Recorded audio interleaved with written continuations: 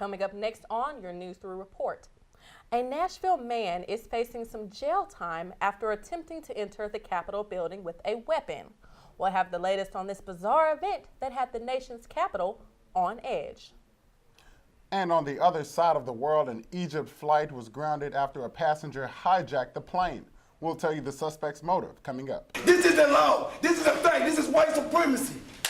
And the controversial fight to rename Forest Hall continues as last week's public forum ended with a student-led march to President McPhee's house.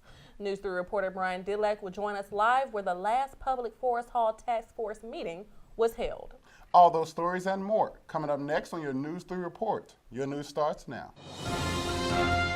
Live from Studio 2 in the College of Mass Communications from the campus of Middle Tennessee State University, this is the News 3 report. Once again, I'm Tony Sloan with your News 3 reports. And I'm Cormitra Wilborn, topping your news this afternoon. We'll have the latest on the Capitol shooter, but first, there's been a development in the ongoing Vanderbilt rape trial. The trial for former Vanderbilt football player Brandon Vandenberg has been delayed due to health concerns. Vandenberg's former teammate Corey Beatty's trial will continue as scheduled. An Antioch man is in police custody after wielding a gun inside the Capitol Visitor Center. 66-year-old Larry Russell Dawson was stopped by security after attempting to enter the Capitol Visitor Center's entrance.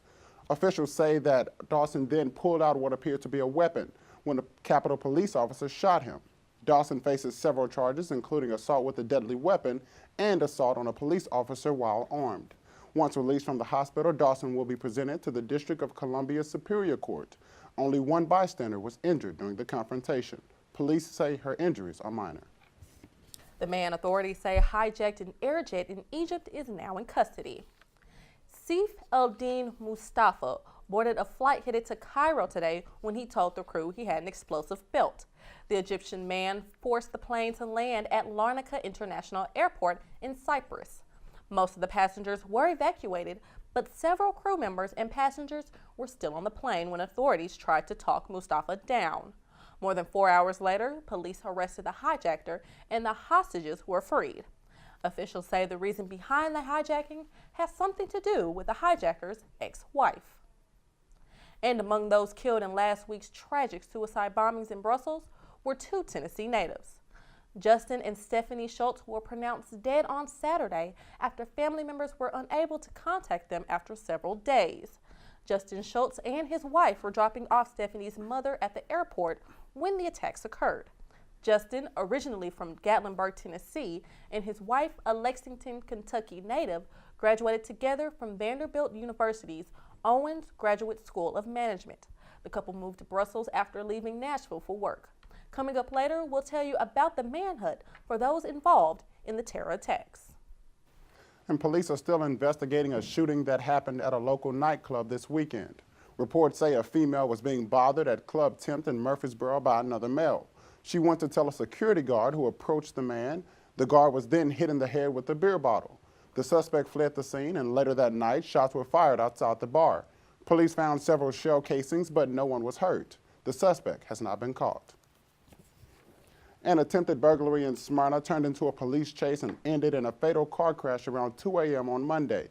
News 3 reporter Hannah Husky joins us now at the Smyrna Pawn and Gun Shop where it all started. Hannah? I'm standing outside of the pawn shop in Smyrna where the entire fatal police chase unraveled. Police was driving by when he heard a crash, then turned around to see that 6 teens in a truck had rammed into the front of the building. The only thing stopping them from getting in were these concrete stairs. Now helicopters fly over our heads as the police search for the remaining 3 teens. Officers attempted to stop the fleeing suspects, and very shortly after, the chase ended. The deceased victim has been identified as 19-year-old Kayvonte Jernigan. Police say he was riding in the bed of the truck when the accident happened. Now there are still 3 remaining suspects at large, and they are said to be armed and dangerous. Reporting live, I'm Hannah Husky. Thanks, Hannah. Police say they are unable to release specific descriptions of the suspect at this time, but anyone with any additional information is asked to contact Crime Stoppers. The last public meeting on the name change of Forest Hall happened this past Thursday. Reporter Brian Dillak joins us live from Forest Hall to tell us more about the impact this meeting can have on the final decision. Thanks. The meeting that has the ability to change the name of Forest Hall has a new twist.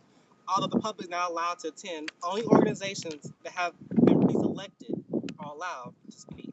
The main point of discussion was whether or not Nathan Bedford Forrest, a Confederate general and a Grand Wizard of the Ku Klux Klan, was a negative enough of a public figure to erase from the campus of MTSU. Now with the final meeting done, the task force committee will take all the information from the statements, arguments, and public opinion and give a recommendation to President McPhee. Now, President McPhee's recommendation to the City Council to change the name will be decided later on this month after the task force committee has come to a decision. And following last Thursday's public forum, members of the Forest Hall protest group, the Talented 10, met with President McPhee. The students met with McPhee one last time yesterday to express their demands and concerns regarding the name change of Forest Hall, named after Confederate General Nathan Bedford Forrest. Students also discussed with McPhee concerns over death threats and racial slurs being thrown at the group and steps on how to address those issues. Both sides hoped this meeting would bring a peace of mind and closure, but the result was very different. Was I frustrated? Absolutely, because there are things that students are struggling with. For an example, the issue of what happened off the campus that I have no control over. That McPhee will make a final decision on whether to keep the name the same or change it by the end of April. A quiet Easter Sunday turned to a deadly Lahore, Pakistan after suicide bombers targeted Christians. Coming up.